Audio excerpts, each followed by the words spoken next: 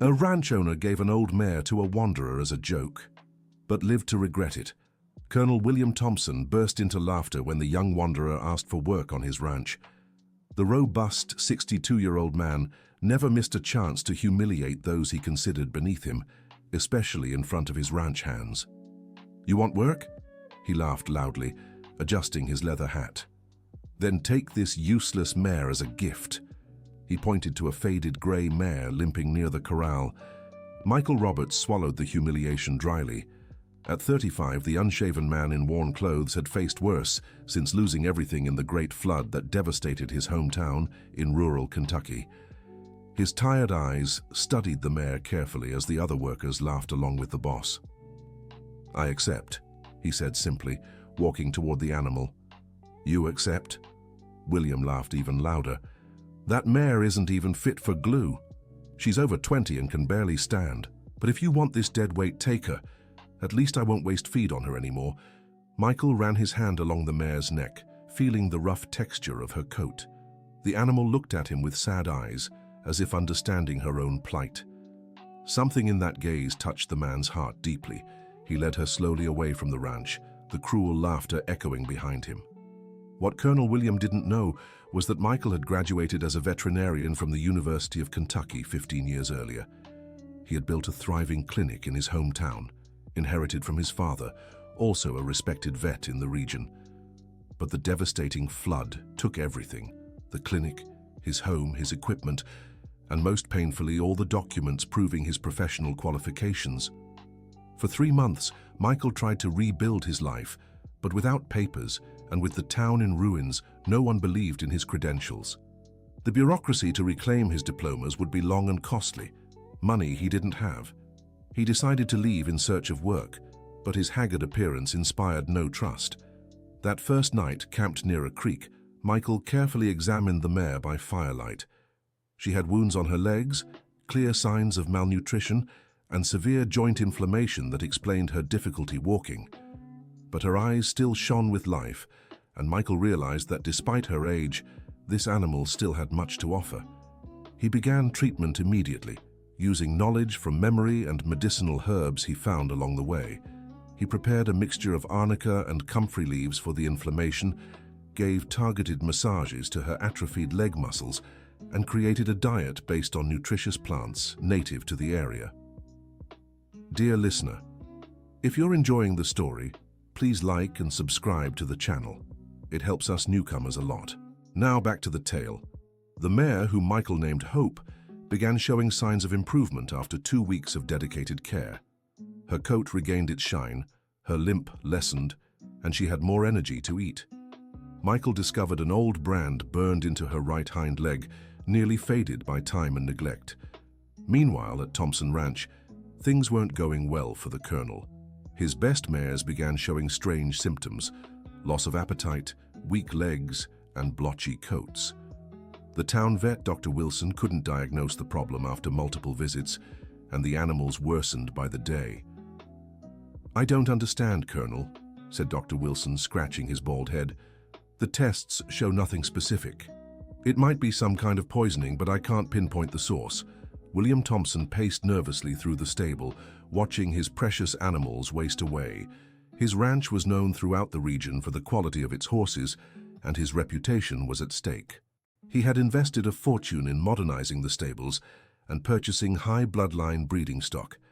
The rancher's daughter, Catherine, 42 years old, had always had a special connection with horses since childhood. A retired teacher who had returned to live with her father after her divorce, she felt every bit of the animal's suffering as if it were her own. Her attempts to talk to her father about more humane treatment methods were always ignored. "Dad, maybe we should call another vet," Catherine suggested during dinner. "Dr. Wilson has been trying to fix this for weeks, and the horses are only getting worse." "There isn't a better vet within 100 miles of here," William grumbled. "It's just a rough patch. It'll pass soon." But Catherine couldn't just wait. She had formed deep emotional bonds with every animal on the ranch, especially with Diamond, a pampa mare her father had given her as a gift when she was 15. Watching the horses suffer without being able to help left her desperate.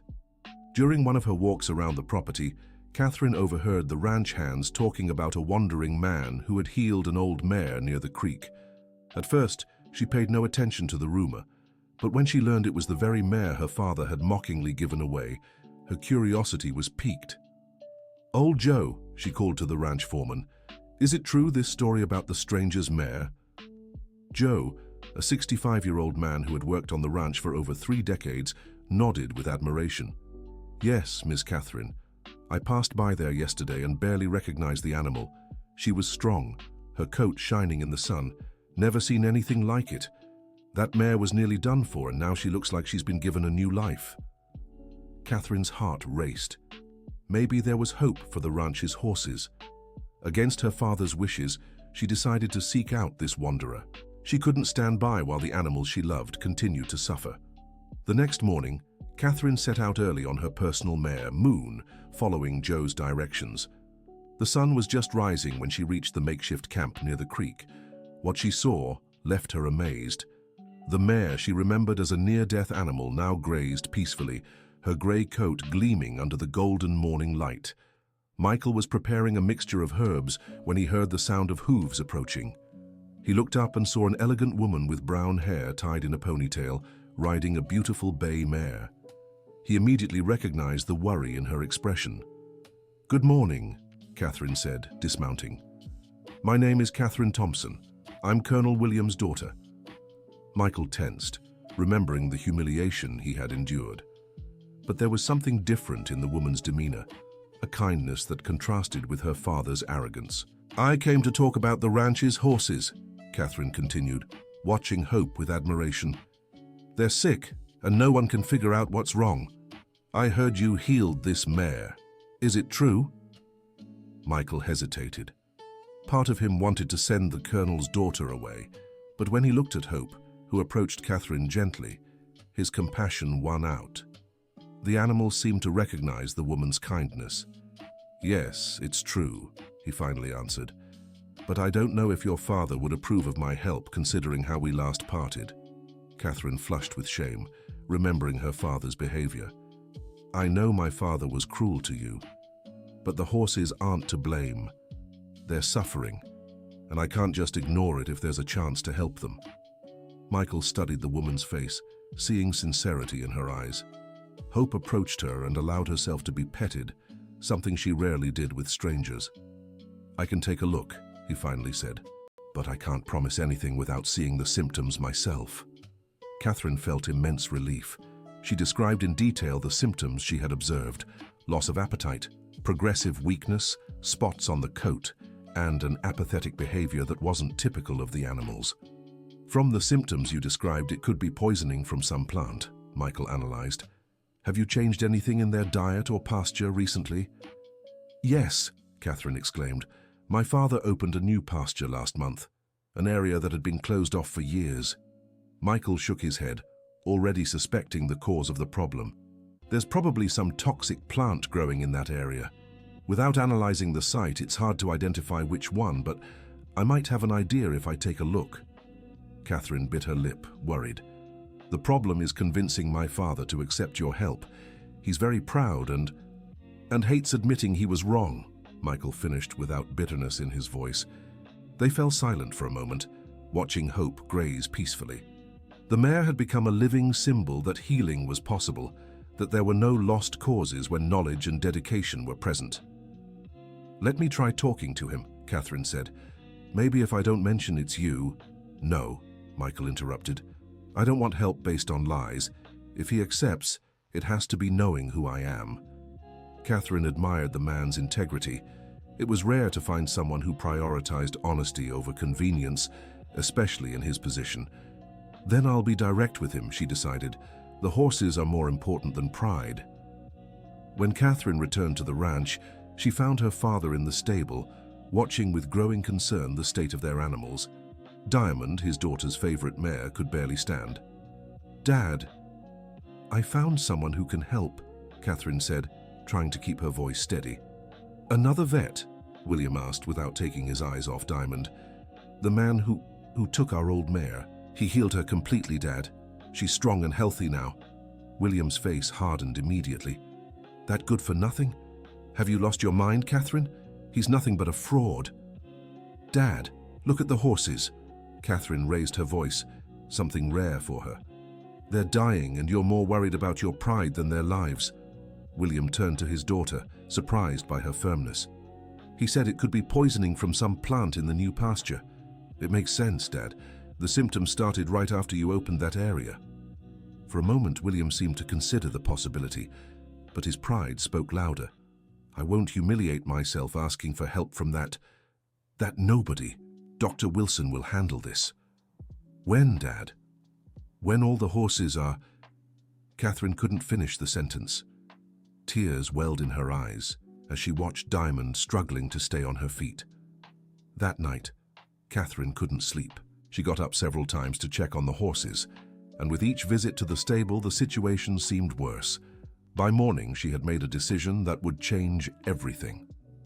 Dear listener, if you're enjoying the story, take a moment to like and especially subscribe to the channel.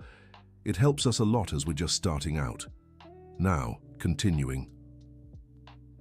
Without telling her father, Catherine saddled Moon and left the ranch at dawn. She couldn't stand by while the animals she loved suffered because of her father's pride. She arrived at Michael's camp as the sun began to rise. I need your help, she said without preamble. No matter what my father thinks, the horses can't wait any longer. Michael saw the desperation in the woman's eyes and made his decision. He grabbed his makeshift bag of herbs and natural remedies he had prepared over the years and followed Catherine back to the ranch.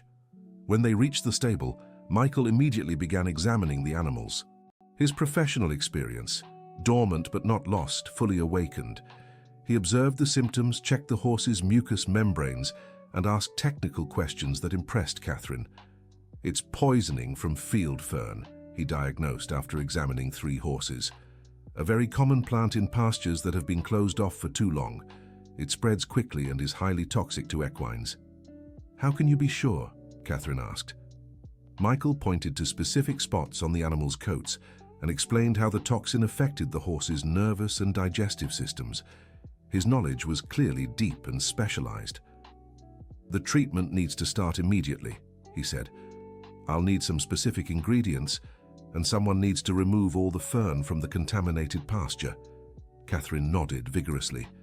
Do whatever's necessary. I'll take responsibility. Michael began preparing an antidote using activated charcoal he improvised by burning specific wood combined with herbs that aided detoxification. His movements were precise and confident, showing an experience that didn't match his wandering appearance. It was during this crucial moment that William arrived at the stable. He had left early to check the cattle in another part of the ranch and had returned for coffee. The sight of the man he had humiliated tending to his horses enraged him. What's this bum doing here? He shouted, startling the horses. Dad, please, Catherine begged. He knows what he's doing. He's already identified the problem. Get him out of here now, William pointed angrily at Michael. I don't want this quack touching my animals. Michael stopped what he was doing and faced the rancher. Your horses are poisoned by field fern, he said calmly. If they aren't treated in the next few hours, some won't make it. You're no vet, just a fraud pretending to be a doctor. I'm a vet, Michael said, keeping his composure. Graduated from the University of Kentucky. I lost my documents in the flood, but I didn't lose my knowledge. William laughed scornfully. Sure, now he's a doctor. How convenient. At that moment, Diamond, Catherine's mare, collapsed to the ground, convulsing. Catherine screamed and ran to the animal, tears streaming down her face. Dad, please, she pleaded, let him try. What do we have to lose? Michael approached Diamond, ignoring William's hostility. He began applying the antidote he had prepared, using a specific technique to administer the medicine to a convulsing animal. Get your hands off her, William shouted, but Catherine stepped between her father and Michael. No, if you stop him from saving Diamond, I'll never forgive you, Dad. The firmness in his daughter's voice and the tears in her eyes made William hesitate. She had never opposed him so vehemently. He watched, tense, as Michael worked on the mare. Slowly, Diamond's convulsions began to subside. Her breathing steadied, and she stopped thrashing. Michael continued applying the treatment, carefully monitoring the animal's vital signs. The convulsions stopped, Catherine murmured, hardly able to believe it. Michael stood, wiping sweat from his brow. "She's stable, but she'll need constant care for the next 24 hours, and all the other horses need the same treatment before it's too late." William watched Diamond breathing normally and felt something he hadn't experienced in a long time: humility. The man he had humiliated had just saved the life of his daughter's most precious mare. How do I know you're telling the truth about being a vet?" he asked, his voice losing some of its hostility. Michael pulled a crumpled, repeatedly folded paper from his pocket. It was a partial copy of his diploma, damaged by water but still legible in parts. "It's all that's left," he said simply, "but no one can take my knowledge away from me." William took the paper with trembling hands, studying the visible fragments. There were elements that seemed authentic: the university seal, part of his full name, the graduation date. Even if you are a doctor," William said, wrestling with his pride, "why would you help after the way I treated you?" Michael looked at Hope, who had followed Catherine to the ranch and was now watching the scene from outside the stable. "Because she taught me that every living being deserves a second chance," he replied, pointing to the mare, "and because I can't stand by and watch animals suffer when I know I can help." Catherine felt a wave of emotion hearing those words. In Michael, she had found not just a skilled professional, but a genuinely good-hearted person. "Dad," she said softly, "let him help, please." William looked at his daughter, then at Diamond breathing peacefully, and finally at Michael. His whole life had been built on pride and authority, but in that moment, he realized something more important was at stake. What do you need to treat the others?" he asked, forcing the words out. Michael felt a mix of relief and satisfaction, not for revenge, but for the chance to save innocent lives. "I need someone to go to the new pasture and remove all the bracken fern. It's a plant with long pointed leaves growing in clumps. You have to pull it all up, roots and all." "Joe," William shouted to the foreman, "take all the available men to the new pasture. Look for a plant with long leaves and pull it all up by the roots." "Yes, sir," replied Joe, who had watched the whole scene in silence. Michael spent the rest of the day treating each horse individually. His diagnosis was correct. Bracken fern poisoning had affected the entire herd grazing in the new area. Some cases were more severe, others milder, but all needed specific care. Catherine stayed by his side throughout the process, impressed by his knowledge and dedication. Michael explained each procedure, taught her to recognize signs of improvement and how to administer the medication at the right times. "You really are a doctor," she said during a break. "The way you examine the animals, how you know every detail, it's amazing." Michael smiled sadly. "My father always said being a vet isn't just a profession, it's a calling. I think he was right." "What happened in the flood?" Catherine asked gently. Michael took a deep breath, sorting through painful memories. "The clinic was downtown. I inherited it from my father when he retired. It was a dream come true to work in the same place where he'd saved so many animals. But one night, the river overflowed unexpectedly. The water took everything: equipment, records, medicine, my whole life." Catherine's heart ached, seeing the pain in his eyes. "And your documents? Weren't there copies somewhere else?" "There were some at the university, but the process to recover everything is complicated and expensive. With no money and no home, I ended up drifting. To this day, some people in my town think I made up the story about being a vet just to get work." The conversation was interrupted by William, who approached with a serious expression.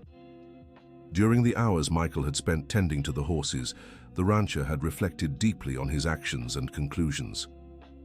"Dr. Michael," he said, using the title for the first time, "I need to apologize for how I treated you." Michael stopped what he was doing and looked at the man who had publicly humiliated him just hours before. "There's no need," he replied. "What matters is that the horses are being cared for." "No, it is necessary," William insisted. "I judged you by appearances and circumstances, knowing nothing about who you really are. That was wrong of me." Catherine watched the scene with emotion. She had rarely seen her father admit a mistake, let alone so directly. "Besides," William continued, "I'd like to propose something. If you're willing, I'd like you to stay here at the ranch. We could build a small veterinary clinic, This area needs a professional like you." Michael was surprised by the offer. He hadn't expected such a drastic change in attitude. I need to think," he said honestly. "I've grown used to life on the road." "Take your time," William said. "But no, this would be a true partnership. You'd have complete autonomy to work as you see fit." That night, after administering the last dose of medicine to the most severely affected horses, Michael returned to his campsite. Hope followed him, as had become their routine. He built a simple fire and gazed at the stars, reflecting on the day's events. The mare approached and lay down beside him, a gesture of trust that touched his heart deeply. He stroked her coat, now glossy and healthy. "What do you think, girl?" he murmured. "Should we accept the offer?" Hope lifted her head and looked at him with her big, intelligent eyes, as if understanding the weight of the decision. The next morning, Michael returned to the ranch to check on the horses. All showed clear signs of improvement: restored appetite, more energy, and the patches on their coats beginning to fade. Catherine greeted him with a radiant smile. "Diamond was standing when I woke up," she exclaimed. "She even whinnied when she saw me." Michael smiled, feeling the deep satisfaction of a successful treatment. "The worst is over. Just keep up the care for a few more days and they'll be fully recovered." William approached, watching his animals with visible relief. "Doctor, have you thought about my proposal?" Michael had spent the whole night reflecting. Part of him still doubted the rancher's intentions, but Catherine had proven to be genuinely kind, and the area truly needed proper veterinary care. "I accept," he said finally, "but with a few conditions." "Name them," William replied, intrigued. "First, the clinic will be open to everyone in the area, regardless of financial means. Second, I want full autonomy to decide treatments. Third, Hope stays with me, no arguments." William laughed, the first genuine laugh Michael had heard from him. "Hope? You named the old mare?" "She gave me hope when I needed it most," Michael explained. "It's only fair she carries that name." "I agree to all your terms," William said, extending his hand. "Welcome to Thompson Ranch, Doctor." They shook hands, sealing an agreement that would change all their lives. Dear listener, if you're enjoying the story, please take a moment to like and subscribe to the channel. It means the world to us as we're just starting out. Now, continuing, in the months that followed, the transformation was remarkable. William kept his word, building a modern clinic on the ranch grounds. Michael finally regained the resources to recover his official documents, definitively proving his qualifications. The clinic quickly became a regional benchmark. Michael treated everything from large animals to small pets, always with the same dedication he had shown when caring for Hope. His reputation spread, and farmers from neighboring towns brought their animals for treatment. Catherine became his official assistant, discovering a passion for veterinary medicine she never knew she had.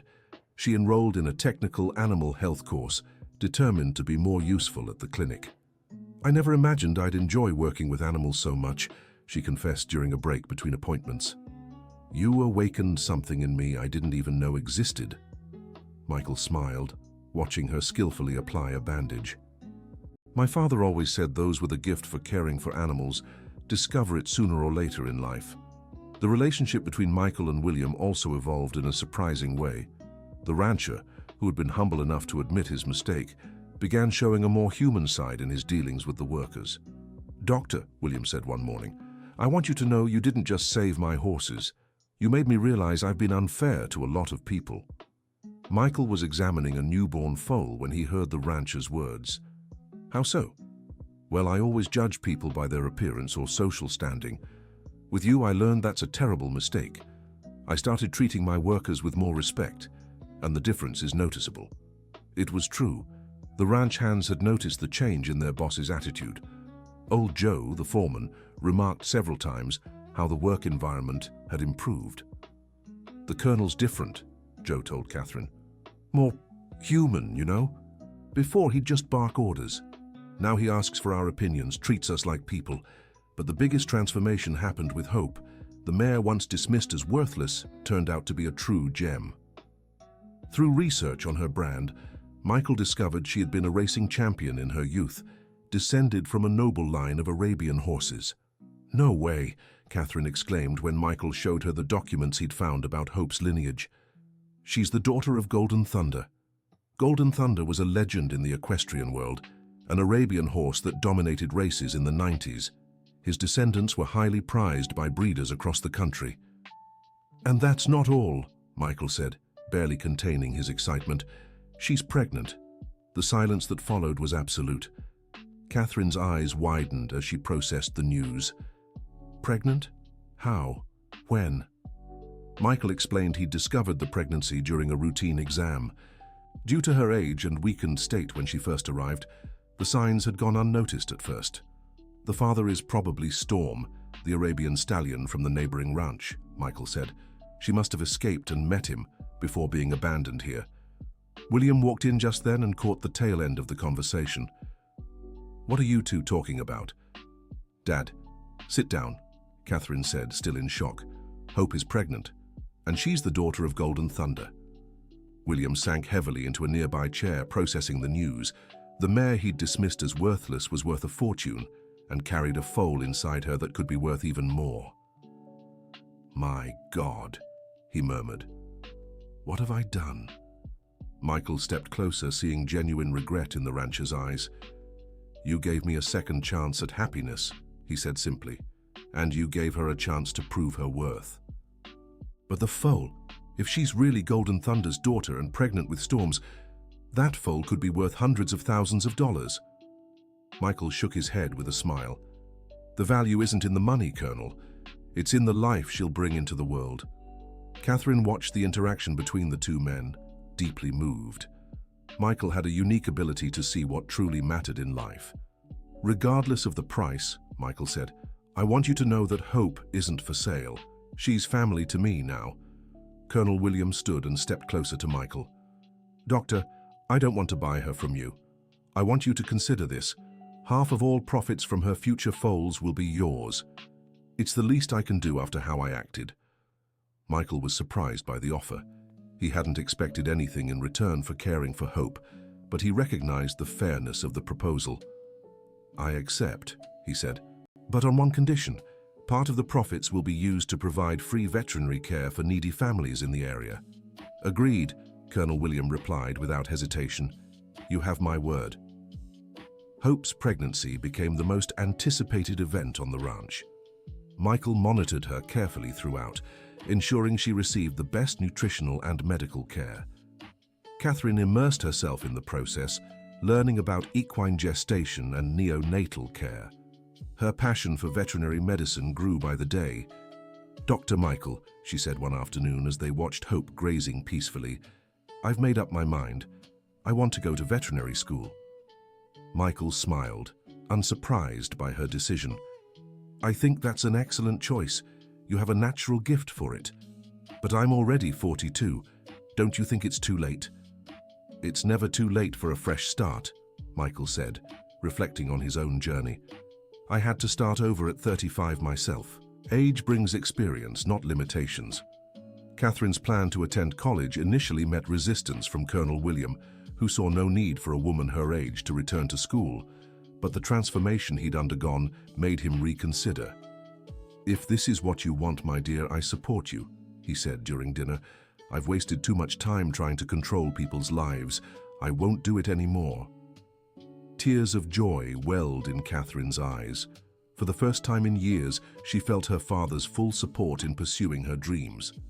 During Hope's pregnancy, Michael's clinic continued to grow. He hired 2 newly graduated veterinary assistants, expanding the services offered. The clinic's reputation spread throughout Kentucky, but the most important event was yet to come. On a March dawn, Hope began showing signs that labor was near. Michael had prepared a special stall with all the necessary equipment to ensure a safe birth. Catherine stayed by the mare's side throughout the entire process. Colonel William also remained awake, anxious for the outcome. It was incredible how this animal had brought their family together in ways none of them had imagined possible. "It's starting," Michael said, observing Hope's contractions. The birth lasted 3 hours. Michael oversaw every moment, ensuring both mother and foal were safe. Catherine watched in fascination, learning firsthand the procedures she'd studied in books. When the foal was finally born, silence filled the stall. It was a magnificent animal, golden coat with elegant white markings, long and well-proportioned limbs, and the refined head characteristic of purebred Arabians. "It's a colt," Michael announced, checking the newborn's vitals, "and he's perfectly healthy." Hope immediately began licking her foal, displaying strong, healthy maternal instincts. The colt tried to stand within minutes, a promising sign of vitality. "He's beautiful," Catherine whispered, tears of emotion in her eyes. Colonel William observed the scene in silence, still processing the magnitude of what had just happened. That mare, which he had dismissed as useless, had just given birth to an animal that represented not only financial value, but the continuation of a noble lineage. "What should we name him?" asked Catherine. Michael looked at the foal, then at Hope, and finally at the people who had become his new family. "Fresh start," he said, "because that's what we've all had here, a chance to start over." The name was unanimously accepted. Fresh Start perfectly represented their journey. Michael, who had lost everything and found a new life. William, who had discovered humility and compassion. Catherine, who had found her true calling. And Hope, who had proven it's never too late to show your worth. In the following months, the foal grew healthy and strong. Arabian horse experts came from all over the country to see him, confirming he was an exceptional specimen of the breed. "Dr. Michael," one of the experts said, "this foal has all the traits to become a champion. If you want to sell, I have buyers willing to pay over $500,000. Michael stroked Fresh Start's neck. The foal had grown extremely attached to him. "He's not for sale," he said simply, "but when he's ready, he can compete and prove his worth." The decision not to sell the foal once again revealed Michael's character. He understood that some things in life are worth more than money, and Fresh Start represented far more than a financial investment. Catherine had secured a partial scholarship to study veterinary medicine at a nearby university. Her performance on the entrance exams had impressed the evaluators, especially considering she had been away from studies for years. "I can't believe I did it," she said, showing the acceptance letter. "I always knew you would," Michael replied. "You have a natural intuition with animals. College will only refine what's already in you." Colonel William had completely changed his approach as an employer. He implemented better working conditions, raised wages, and created a more harmonious environment on the ranch. Productivity increased significantly, proving that treating people with respect benefits everyone. "Doctor," old Joe said one day, "I wanted to thank you for what you've done here, not just for the animals, but for helping the colonel become a better man." Michael was moved by the foreman's words. He realized his arrival at the ranch had sparked a wave of positive change that went far beyond veterinary medicine. The clinic continued to grow, becoming a regional reference center. Michael began teaching veterinary medicine to students and local farmers, sharing his knowledge for free. A year after Fresh Start's birth, Hope was pregnant again. This time, the sire was Black Steed, another noble stallion from the area. The news brought another wave of excitement to everyone on the ranch. "She's creating a real dynasty," joked Catherine, who was already excelling in her second semester of veterinary school. Michael watched Hope with admiration. The mare, once dismissed as useless, had proven to be an exceptional brood mare, a devoted mother, and a symbol of resilience and triumph. During a routine visit to town, Michael ran into Dr. Wilson, the vet who had failed to diagnose the horse's poisoning. He expected hostility, but the man surprised him. "Dr. Michael," Dr. Wilson said, extending his hand, "I wanted to apologize for not believing in you at first. Your reputation in this region is impeccable, and I know I'm a better professional today after following some of your cases." Michael shook his colleague's hand, feeling yet another cycle of reconciliation come to a close. "We all make mistakes, Doctor. What matters is learning from them." Hope's second pregnancy went smoothly. The second foal, a filly named Victory, was born strong and healthy. The ranch now had a small but valuable herd of purebred Arabian horses. William, who had become a completely different person, decided to do something that surprised everyone.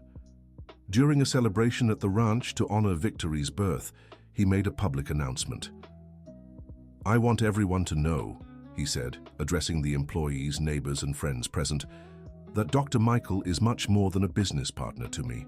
He's the son I never had, and the man who taught me the true meaning of humility." The silence that followed was filled with emotion. Michael felt his eyes well up with tears, deeply moved by the words of the man who had once humiliated him. "And because of that," William continued, "he is officially my heir. The ranch will be his when I'm no longer here." Catherine applauded enthusiastically, fully agreeing with her father's decision. Michael was speechless, never imagining his relationship with William would reach this point. "Colonel, I don't know what to say," he finally managed to utter. "Say you accept," William replied with a smile, "and promise to keep making this ranch a better place for everyone." The celebration that followed was one of the happiest the region had ever seen. Employees, neighbors, and friends celebrated not only Victory's birth, but also the union of a family formed under the most unlikely circumstances. Hope watched everything from the nearby pasture, her two foals playing around her. She had become the living symbol that it's never too late to prove your worth, that every life has purpose and dignity. Michael looked at the mare who had changed his life and felt profound gratitude. If not for her, he might still be wandering the roads, carrying nothing but the bitterness of loss. Hope had given him far more than companionship. She had given him a new purpose and a new family. Catherine approached him during the celebration, radiant about her progress in college and her future prospects. "Dr. Michael," she said, "I want you to know you didn't just save the horses on our ranch. You saved our family." "No, Catherine," Michael replied, watching William cheerfully chatting with the workers. "You saved me. You gave me a chance when no one else would." The transformation had been complete for everyone involved. William had learned humility and compassion. Catherine had discovered her true calling. Michael had found a new family and a home, and Hope, the old mare once dismissed as worthless, had become the matriarch of a lineage that would be remembered for generations. 2 years later, Fresh Start won his first official competition, living up to the expectations of his potential. Victory also showed signs of becoming an excellent brood mare. Thompson Ranch had become a benchmark for Arabian horse breeding. Michael continued treating animals from all over the region, always upholding his commitment to helping families in need. The clinic had become a model for accessible, high-quality veterinary care. Catherine graduated with honors and returned to work as the ranch's official veterinarian alongside Michael. Her thesis on preventive medicine for horses won awards at the university. "Dr. Michael," she said on her graduation day, "I want you to know you were more than a mentor. You were an example of what it means to be truly human." William, now 66, had become a respected leader in the region, known for his fair treatment of workers and his support for social projects. On a Sunday afternoon, Michael was in the pasture watching Hope with her foals when William approached. "Doctor, have you ever thought about what your life would be like if you hadn't found Hope?" Michael reflected on the question, watching the mare who had changed all their fates. "I'd probably still be wandering the roads, bitter and without purpose," he answered honestly. "And I'd likely still be a proud, cruel man," William said. "It's amazing how an act of mockery can turn into a blessing." They stood in silence, watching Hope teach her foals proper grazing. She had become a wise matriarch, caring not only for her own offspring, but also setting an example for the other horses on the ranch. "Colonel," Michael said, "can I ask you something?" "Of course." "What really made you change your mind about letting me stay here?" William thought for a moment before answering. "It was watching you work with Diamond when she was convulsing. I saw a man who genuinely cared about the animal's suffering, even after I'd humiliated you. In that moment, I realized you were a better person than I'd ever been." Michael was moved by the sincerity of the answer. "We all have the capacity to change, Colonel. You've proved that." As the sun set over the ranch, painting the sky in gold and orange hues, Michael felt deeply grateful for all the events that had led him there. Losing everything in the flood had been devastating, but it had also been the start of a journey that brought him a new family and a new purpose. Hope walked up to him, as she did every evening. Michael stroked her neck, feeling the silky texture of her now well-groomed coat. "Thank you, girl," he murmured, "for teaching me that every life has value, that it's never too late to start over, and that sometimes the greatest blessings come disguised as humiliation." The mare whinnied softly, as if understanding his words. Fresh start and victory approached too, forming a small circle around Michael.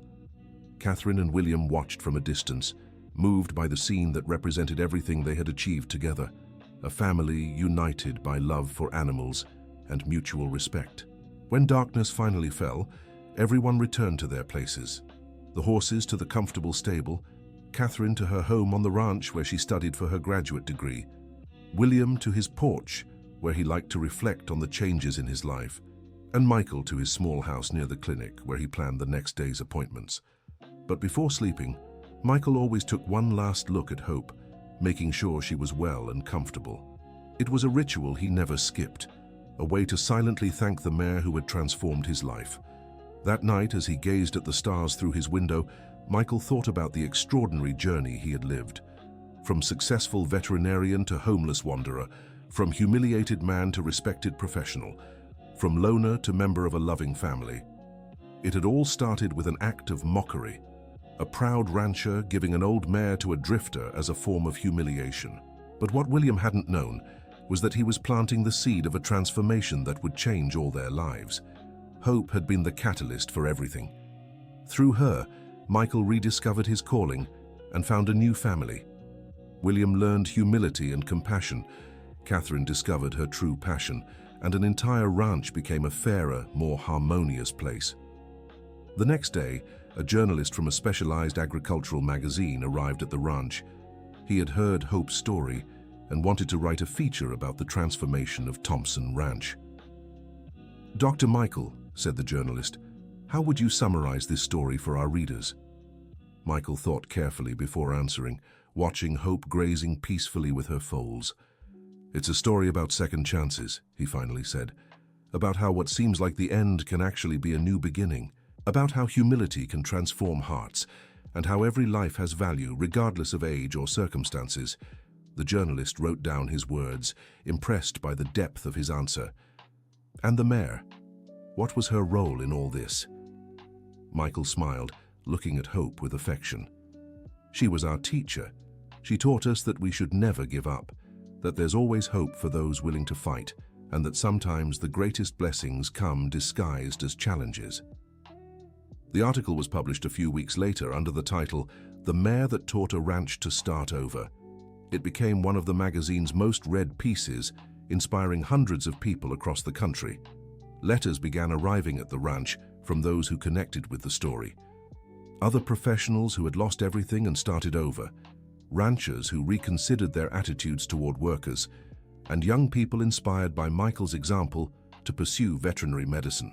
"Doctor," said Catherine, holding a stack of letters, "your story is touching so many people." Michael flipped through some of the correspondence, moved by the accounts of those who found inspiration in his journey. "It's not my story," he said. "It's our story. All of us who learned it's never too late to start fresh." William, now 67 and an active advocate for fair farming practices, organized a regional meeting of ranchers to discuss more humane labor relations. "Dr. Michael taught me that treating people with respect isn't a favor, it's an obligation," he said during his speech. "And the results speak for themselves. Our productivity has increased, our workers are happier, and our ranch has become an example for the region."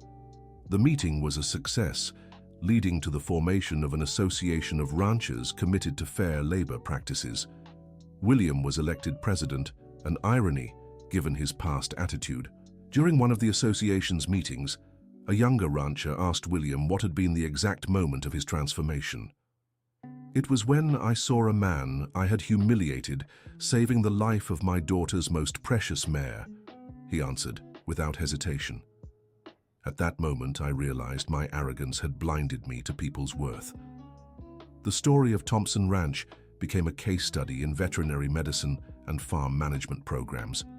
Students regularly visited for internships, learning not just professional techniques, but also about human relationships and personal growth. Catherine, now a graduate and specializing in equine medicine, had become a leader in her field. Her research on natural medicine for horses, inspired by the methods Michael had used with Hope, gained international recognition. "Dr. Michael," she said during a conference presentation, "I want to dedicate this research to the man who taught me that veterinary medicine is far more than technique. It's love for animals and compassion for people." Michael watched with paternal pride. Seeing Catherine thrive in her career was one of the greatest joys of his new life. 5 years after arriving at the ranch, Michael was invited to be a visiting professor at his former university. It was an opportunity to share not just technical knowledge, but also his experiences of overcoming adversity and starting anew. "Take it," William encouraged. "Your story needs to be told to more young people. They need to know that setbacks aren't the end, they're opportunities to grow." Michael accepted the invitation, but on the condition that he could return to the ranch regularly to continue his work at the clinic. During his first lecture at the university, Michael shared his story with a class of freshmen. In the students' eyes, he saw the same passion for veterinary medicine that he had felt decades earlier. "Life will test you," he said at the end of the lecture. "You might lose everything you've built, just like I did. But remember, no one can take your knowledge away, and there will always be an old mare waiting to teach you about hope." One of the students raised their hand. "Professor, if you could go back in time, would you change anything about your journey?" Michael thought about the question, remembering all the hardships he had faced. "I wouldn't change a thing," he answered honestly. "Every challenge brought me to where I am today. The flood took everything from me, but it also led me to a new family and a new purpose." After the lecture, several students approached him with more questions. Michael saw the same determination in their faces that he had felt in his youth, and he knew he had planted important seeds. Back at the ranch, a surprise awaited him. Hope had given birth to her third foal, a golden male who looked like a miniature version of Fresh Start. "We waited for you to come back from the university to choose the name," said Catherine, beaming. Michael looked at the newborn, strong and healthy like his siblings. "Gratitude," he said without hesitation, "because that's what I feel every day since I arrived here." The name was unanimously approved. Gratitude completed Hope's family, representing the feeling that united everyone on the ranch. That evening during dinner, William made a special toast. "6 years ago, I made the biggest mistake of my life by humiliating a good man," he said, raising his glass. "But that mistake turned into the greatest blessing our family has ever received. I toast to Dr. Michael, to Catherine, to Hope, and to all the animals who taught us about unconditional love." Everyone raised their glasses, moved, celebrating not just the birth of Gratitude, but the extraordinary journey they had shared. Michael looked around the table at the people who had become his true family. William, the proud man who had learned humility, Catherine, the woman who had discovered her calling, all united by their love for animals and mutual respect. After dinner, Michael took his usual evening walk to the stable. Hope greeted him with her familiar, gentle whinny, now joined by her 3 foals. "Thank you, girl," he murmured, stroking her neck, "for teaching me that every life has purpose, that it's never too late to prove our worth, and that the greatest transformations begin in the heart." Hope rested her head against Michael's chest, just as she had since the early days of her recovery. It was a simple gesture, but full of meaning: gratitude, trust, and unconditional love. On his way back home, Michael passed by the clinic that had become his renewed passion. Hundreds of animals had been treated there, thousands of lives touched by his work, but nothing compared to the transformation he himself had undergone, from a bitter, hopeless man to a fulfilled professional and member of a loving family. It had all started with an act of mockery that turned into a blessing. An arrogant rancher had given an old mare to a wanderer as a humiliation, never knowing he was planting the seed of a change that would reshape all their lives. Hope had been far more than a discarded mare. She had been a teacher, an inspiration, and a living symbol that we must never give up, no matter how impossible our circumstances may seem. End of the story. Now tell us, what did you think of this story of overcoming and second chances? Do you believe William truly changed, or that Michael was too generous in forgiving him? Share your thoughts on how small acts of kindness can transform entire lives. Don't forget to leave your like and subscribe to the channel for more heartwarming stories like this one.